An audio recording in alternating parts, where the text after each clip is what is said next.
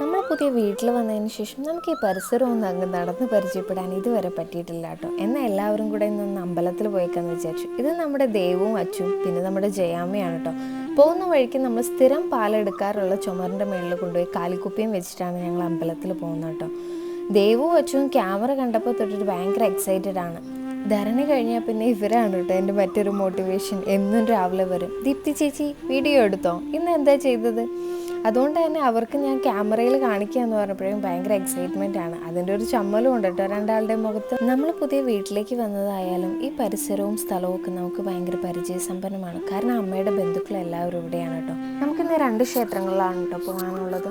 ഇതാ ആ ബിൽഡിംഗ് കണ്ടോ, അതിൻ്റെ ബാക്ക് സൈഡാണ് കേട്ടോ നമ്മുടെ പുഴ. ഇത്ര അടുത്താണ് പുഴയുള്ളത്. നമ്മൾ ആദ്യം പോകുന്നത് ഭഗവതി ക്ഷേത്രത്തിലാണ് കേട്ടോ. തൊട്ട് താഴെയാണ് ശിവൻ്റെ ക്ഷേത്രം. അപ്പോൾ ആദ്യം ഇവിടെ കയറിയിട്ട് നമുക്ക് അങ്ങോട്ട് പോകാമെന്ന് വിചാരിച്ചു. അങ്ങനെ ഒരുപാട് നാളുകൾക്ക് ശേഷം എന്താ ഞാൻ നാട്ടിലെ ഒരു അമ്പലത്തിൽ പോവാണ് കേട്ടോ. അതിൻ്റെ ഒരു മനസ്സുഖമുണ്ട്. നമ്മുടെ പഴയ വീട്, അതായത് ഞാനും എൻ്റെ അമ്മയും ഒക്കെ ജനിച്ചു വളർന്ന വീട്, അതിനോട് ചേർന്ന് ഇതേപോലെ ഒരു അമ്പലം ഉണ്ട് കേട്ടോ. അതുകൊണ്ട് തന്നെ അമ്പലത്തിൽ ഒരു ദിവസം പോലും പാട്ട് വെച്ചിട്ടില്ലെങ്കിൽ നമുക്ക് നമ്മുടെ ആ ഒരു ദിവസം ഓടില്ല കേട്ടോ.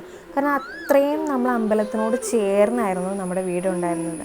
അതുകൊണ്ട് തന്നെ ആ ഒരു ഫീല് നമുക്ക് പറഞ്ഞറിയിക്കാനേ പറ്റില്ല. അമ്പലത്തിലെ ആ പാട്ടും ആ പൂജകളുടെ സ്മെല്ലും ഒക്കെ നമുക്ക് വല്ലാത്തൊരു എനർജി തരുന്ന ഒരു കാര്യമാണല്ലേ.